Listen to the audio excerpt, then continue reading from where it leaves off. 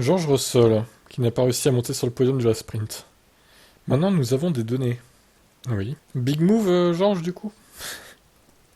Une course vraiment satisfaisante. Je ne pense pas que nous ayons pu faire plus que ce qu'on a fait. J'ai fait un super départ en P2, un très bon dépassement sur Oscar, de superbes relances. Les trois étaient vraiment bonnes. Et ça, c'est les courses sprint que vous connaissez pas les réponses, parce que vous n'avez pas d'entraînement pendant le week-end de course. Donc nous savons avant demain que ce pneu temps ne fonctionne pas. Ça va probablement être une course avec deux arrêts à la fin. P4 peut être un point de perdu, mais la nouvelle, c'est que notre rythme sur Ferrari était bon. À la fin de la journée, nous avons toutes les données. Donc si vous allez sur un circuit comme Barcelone, qui est un circuit à trois arrêts naturellement, personne ne tenterait un seul arrêt, parce que nous avons les données pour vous dire qu'un seul arrêt ne fonctionnera pas. Oui, Georges, tout à fait. En allant au sprint aujourd'hui, personne n'avait ces données, parce que nous n'avons fait que 9 tours d'affilée en essai libre.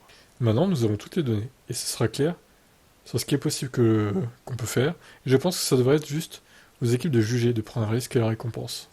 Je veux dire, d'énormes félicitations pour lui. Red Bull, ils ont évidemment dès le début montré qu'ils étaient supérieurs à tous les autres, et puis Max a évidemment juste été à un autre niveau récemment. Je ne peux que le féliciter. Nous devons nous regarder dans le miroir et élever notre niveau de jeu pour leur donner du fil à retordre l'année prochaine, parce que vous savez, personne n'aime voir des gens dominés, et nous voulons être dans la bagarre et leur mettre un peu de pression. Alors Georges, si tu avais été un peu plus calme, peut-être au départ de la course, dans les premiers tours, peut-être qu'au final tu aurais mieux tenu tes pneus. Hein, les big moves, c'est bien joli, mais bon, si au final tu crames tes pneus 3-4 tours avant la fin, à quoi bon faire des big moves? Et encore, il y a eu de la safety car qui l'a sauvé. Sinon, il aurait sombré dans le classement, quoi. Mais franchement, tous les temps, dans son safety car, il se serait retrouvé hors des points, en fait. Au bout d'un moment, sans safety car. Donc là, mauvais move, hein, la stratégie de détendre, hein, de toute façon.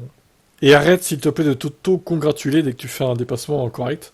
Concentre-toi sur ta course. Georges, s'il te plaît. Il y a vraiment que lui qui fait ça. Peut-être Alonso aussi, mais j'ai jamais entendu Hamilton faire ça, ou même Leclerc, ou même Verstappen. Bon, je suis pas sûr qu'il ait déjà fait ça. Hein. S'auto-congratuler en pleine course et continuer comme si de rien n'était. Bizarre comme manière de faire, je trouve. On va dire que ça leur donne de la motivation, de la confiance. Ouais, on va dire ça, allez. Ciao.